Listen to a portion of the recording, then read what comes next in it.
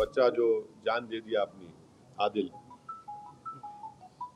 वो तो अपनी जान दे दिया ना। फाइनेंशियल एक्शन टास्क फोर्स में उनको ग्रे लिस्ट में लाए। ग्रे लिस्ट में लाए तो उनको ये देखिए, इलीगल पैसों से फाइनेंस कर रहे टेररिज्म ये लोग, और हम लोग पूरा उन पे साइबर अटैक करना। हमारे पास एथिकल हैकर्स है हमारे पास। शहीद अफरीदी ने ऐसा स्टेटमेंट किया है, भारत खुद ही अपने लोगों को मारता है और फिर बाद में हमारे ऊपर नाम लेता है। कौन है जी इन्हें? शहीद अफरीदी कौन है? कौन है इन्हें? आईएसआई हो या आईसिस हो, आईसिस खुरासान हो, या फिर आपके जो डीप स्टेट है या एस्टेब्लिशमेंट है पाकिस्तान का, वो तो यही चाहते हैं कि इस देश में हमेशा के लिए हिंदू मुसलमानों के झगड़े चलते रहें। तो इसीलिए उन्होंने हरकत की, और उनका वहाँ कश्मीर में जाकर नॉन मुस्लिम को, हमारे हिंदू भाई बहनों को मारने का मकसद एक ही था कि कश्मीर को बताना चाह रहे थे कि यहाँ कोई नॉन मुस्लिम नहीं आ सकता। तो उनका मकसद वही है। तो हम पूरे देशवासियों से अपील कर रहे हैं कि आप ऐसे वक्त पे, अपनी पॉलिटिकल डिफरेंसेस होंगे, मगर आप उन लोगों को कामयाब होने मत दीजिए जो इस देश को कमजोर करना चाहते हैं, इसकी यूनिटी को कमजोर करने करके। कश्मीर पर जैसा कि नाम लेकर मारा गया कहा जा रहा है, तो उसी तरह से हर मुल्क में हिंदू मुस्लिम किया जा रहा है। बीजेपी लीडर जो है तो नाम लेकर पूछ कर मार रहे हैं। दादर का वाकया सामने आया। तो ठीक है, वो जो कर रहे हैं गलत कर रहे हैं, वो लोग मुल्क के मुफाद में काम नहीं कर रहे, हम उसका मजम्मत करते, कंडेम करते हैं। अब आपके ही डिप्टी चीफ मिनिस्टर महाराष्ट्र के, वो खुद बोल रहे कि वो जो बच्चा जो जान दे दिया अपनी, आदिल, वो तो अपनी जान दे दिया ना। वो कहाँ देख रहा था कि मुसलमान है, हिंदू देख रहा, इंसान को देख रहा था। वो जान बचाने के लिए वो टेररिस्ट से वेपन छीनने की कोशिश किया, उसको मार दिए। तो ये जो, अगर हमारे देश में से कोई कर रहा है गलत है, ये इसको हम कंडेम करते हैं। सरकार ने जो अल्टीमेटम दिया था कि जितने भी पाकिस्तानी हैं उनको पाकिस्तान भेजा जाए, वो चले जाए, मगर यहाँ की राज्य सरकार में जो है देवेंद्र फडणवीस बोल रहे कि पूरे गए और एकनाथ शिंदे जी बोल रहे 160 अभी बाकी है। मेरे को नहीं मालूम, ये तो गवर्नमेंट को।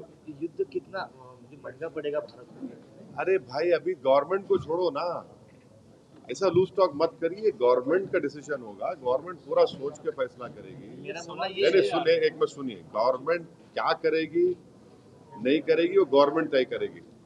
हमारा बोलना, अपोजिशन कहता है कि आप इस पर स्ट्रांग एक्शन लीजिए, ये खत्म होना ये चीज।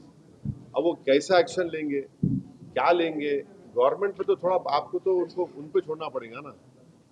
अब ये टीवी चैनल पे एंकर बैठकर ऐसा बोल रहे, ऐसा होगा ऐसा, अरे भाई ये मजाक है क्या? ये ऐसा गवर्नमेंट तय करेगी, क्या डिसीजन होगा वो तय करेंगे। मगर हम, मेरा डिमांड ये है कि पाकिस्तान को फिर से FATF की ग्रे लिस्ट में लाना जरूरी है। फाइनेंशियल एक्शन टास्क फोर्स में उनको ग्रे लिस्ट में लाए। ग्रे लिस्ट में लाए तो उनको ये देखिए, इलीगल पैसों से फाइनेंस कर रहे टेररिज्म ये लोग। कोई वाइट का पैसा नहीं, कि इलीगल पैसे से। तो FATF की दोबारा लिस्ट, की ग्रे लिस्ट में पाकिस्तान को डालना जरूरी है। हम डिमांड करेंगे ये गवर्नमेंट से कि उनको FATF की ग्रे लिस्ट में डालो आप, तभी जाकर उनका होगा। और हम लोग पूरा उन पे साइबर अटैक करना। हमारे पास एथिकल हैकर्स है हमारे पास। नेवल और एयरफोर्स ब्लॉकेट कर सकते, इंटरनेशनल लॉ में कर सकते हम। और अगर कल कोई एक्शन गवर्नमेंट लेगी तो यूनाइटेड नेशन का कानून है आर्टिकल 51, जो सेल्फ डिफेंस में आपको राइट देता, और नॉन स्टेट एक्टर्स के खिलाफ भी आप एक्शन ले सकते। तो ये सब चीजें हैं। और भारत के संविधान में आर्टिकल 355 है। 355 के तहत कोई स्टेट में अगर एक्सटर्नल एग्रेशन होता तो सरकार की जिम्मेदारी उसको रोकने की। शहीद अफरीदी ने ऐसा स्टेटमेंट किया है, भारत खुद ही अपने लोगों को मारता है और फिर बाद में हमारे ऊपर नाम लेता है। कौन है जी इन्हें? शहीद अफरीदी कौन है? कौन है इन्हें? नाटक है क्या ये? छोड़ो ना, तुम क्या जोकरों का नाम ले रहे मेरे सामने, छोड़ो ना इन लोगों को। क्या भारत उनको जो प्रोटेस्ट करने जा रहे हैं कैसा है उसका? देखिए फोटो, जी देखिए ना फिर। तो क्या आगे का? अब वो सब हमारे सदर साहब आए हुए हैं, आपको तफसील सुनाएंगे। मगर हमारा देखिए, आप तुम समझा रहे, पंढरपुर की मंदिर है, पंढरपुर की मंदिर में ट्रस्टी कौन हो सकता है बोलो आप? हिंदू हो सकता है ना, नॉन हिंदू नहीं हो सकता ना। अब उसमें आप हम कोई बोले नहीं नॉन हिंदू को बनाओ, वो तकलीफ होती नहीं होती? हम भी वही बोल रहे हैं। वक्फ बोर्ड में क्यों आप बनाना चाह रहे हैं नॉन मुस्लिम को? आपका उधर फेथ है, आपका मामला है, तो हमारा भी तो है ना। हम कहाँ अलग है? रिलीजन है ना, वो रिलीजन है तो हमारा भी तो रिलीजन है। आप पंढरपुर में अगर नॉन हिंदू को नहीं बना सकते तो वक्फ बोर्ड में कैसे बनाएंगे आप दो को? क्या पूरा मेजोरिटी बना सकते? क्या बोलो आप? लेकिन बनाया नहीं जाता, लेकिन प्रावधान तो है, बन भी सकता अरे क्या बन सकता है। नहीं, कानूनी बंदी तो नहीं सुनिए है, सुनिए, देखिए आपको नहीं मालूम, मैंडेटरी दो को बनाने का है और दूसरे सेक्शन में रिलीजन न्यूट्रल है, तो बढ़ के भी बना सकते हो लोग। दो को तो मैंडेटरी बना ही नहीं, बना है नॉन मुस्लिम को, कैसे बनाएंगे आप? भाई मेरा आर्टिकल 26 के तहत मेरे को ये राइट है कि मैं अपने पसंद के रिलीजियस चैरिटेबल इंस्टीट्यूट को कायम करूं, और वक्फ प्योर रिलीजियस इंस्टीट्यूशन है और हम उसको कायम करें, उसको एडमिनिस्टर करने का राइट आर्टिकल 26 मेरे को दे रहा है। मूवेबल इमूवेबल प्रॉपर्टीज लेने का राइट मुझे आर्टिकल 26 दे रहा है। आर्टिकल 14 का वायलेशन नहीं है कि आप वहां पे कर रहे और मेरे को बोल रहे ऐसा करो। आर्टिकल 15 का वायलेशन है, फ्रीडम ऑफ रिलीजन का वायलेशन है, आर्टिकल 25 का। ऐसा कैसे होगा बताइए आप? और एक बात बताइए ना, आप लोग पूछते क्यों नहीं? आप लोग मीडिया वाले डर रहे कहीं को, मेरे को समझ नहीं आ रहा। महाराष्ट्र के ये कानून से भारत का सबसे बड़ा दौलतमंद जो आदमी है, जो खोजाओं के यतीम खाने पे अपना महल बना लिया, सेक्शन 2C के तहत वो मालिक बन गया। आज की तारीख में नरेंद्र मोदी ने जो कानून बनाया, सेक्शन 2C पढ़ो आप, any trust form before this act and after this act will not be Waqf property. क्यों? और आगा खानी को क्यों लेके आए? आगा खानियों से मोहब्बत भी ना पे नहीं लेके आए। अगर आगा खानियों की मोहब्बत पे लेके आते तो नरेंद्र मोदी जाके जकिया जाफरी से मिलते थे। वो आगा खानी है। ईशान जाफरी को काट के उनके जिस्म को जला दिया गया था। आगा खानियों को इसलिए लेके आए ताकि वो जो ट्रस्ट से वो जमीन खरीदे, यतीम खाने खरीदे, उसको लीगलाइज करना। आप मेरे को बताओ, बीजेपी के पैम्फलेट में लिखा हुआ है कि 70% वक्फ प्रॉपर्टीज पे इंक्रोचमेंट हो गया। अगर 70% है तो आप लिमिटेशन एक्ट अप्लाई करके उनको ओनर क्यों बना रहे? आप ओनर बना रहे ना उनको। आप देखो उनका पैम्फलेट पढ़े आप लोग, एक 4 पेज का, एक 15 पेज का बुकलेट, बकवास लिखे रहे उसमें, खुद अपने आप को वो कर रहे, कॉन्ट्रडिक्ट कर रहे।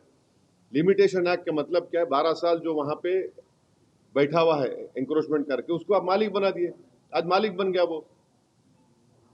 इवैक्यू वक्फ प्रॉपर्टीज है, इवैक्यू वक्फ प्रॉपर्टीज को आप निकाल के गवर्नमेंट कस्टडी में दे दिए, तो वक्फ बोर्ड का नुकसान हो गया ना। आप बोल रहे कि वक्फ वाल औलाद में बच्चों का शेयर मार के नहीं देना। क्या आज हमारे भारत में हिंदू धर्म में अगर सेल्फ एक्वायर्ड प्रॉपर्टी होती है तो आप किसी को भी अपने, अगर आपके 2 बच्चे हैं तो आप किसी एक को पूरा दे सकते या महल्ले में किसी को दे सकते, मगर इस्लाम में हम 1/3 से बढ़ के नहीं दे सकते अपने बच्चों में से किसी को भी। विल पावर आपको है, और हम अगर आप, मैं अल्लाह के नाम पे दे रहा हूं।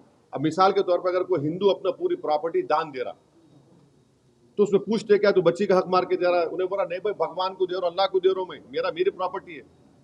संविधान में आर्टिकल 300A है, प्रॉपर्टी आपका है, मैं कुछ भी कर सकता हूं मेरे प्रॉपर्टी। आप बोल रहे नहीं, वो ऐसा नहीं कर सकते आप। तो ये इसमें ऐसे प्रोविजंस है इतने। अच्छा, हम ये जो चला रहे ना प्रोपेगेंडा, बीजेपी हमको बताओ एक सेक्शन बताओ उसमें जो प्रॉपर्टी तुम लैंड ग्रैबर से निकाल के लाके देंगे। तुम एक सेक्शन बताओ जो यहाँ से इनकम में इजाफा होगा, बताओ ना। 45 अमेंडमेंट्स है, कौन सा उसमें है बताओ जो मुसलमानों के मफाद में? आप तो लूटने के लिए लेकर आ रहे। सेक्शन 3D आप बना दिए, उसमें 3D का बोल रहे, क्या बोल रहे, जो आर्कियोलॉजिकल एंशिएंट प्रोटेक्टेड मॉन्यूमेंट है वो वक्फ नहीं रहेगा। क्या मतलब भाई? आपको मालूम औरंगाबाद आपके शहर में, यहाँ पर अपने क्या नाम था जो वहां से अफ्रीका से आए थे उस बादशाह का, मलिक अंबर का वो नहीं है, वक्फ नहीं रहा वो। उनकी समाधि, हाँ नहीं रही, वक्फ नहीं रहा वो। कैसा होता बोलो? वो सेक्शन 3D में आप बोल दिए मलिक अंबर की खबर आप वक्फ नहीं है, कैसा बोलेंगे भाई? कई शियाओं के इमाम बड़े हैं, 200 साल पुराने हैं, एंशंट है, तो आप बोल रहे नहीं वक्फ की नहीं रहती, कैसा होगा ये? अब आपका पंचक्की है, आप पंचक्की बोलेंगे नहीं है, दरगाह नहीं है, वो वक्फ नहीं है क्योंकि एएसआई का मॉन्यूमेंट है वहां पे। कि आप तो छीन रहे हैं ना हमारे से, बचा रहे कहां आप? कौन सा सेक्शन है बताओ आप? अब आप बोल रहे हैं कि 6 महीने के अंदर पूरा पोर्टल पे चढ़ाओ। कैसे चढ़ा 6 महीने में? बोलो आप। जो नहीं चढ़ाए वो वक्त नहीं रहेगा।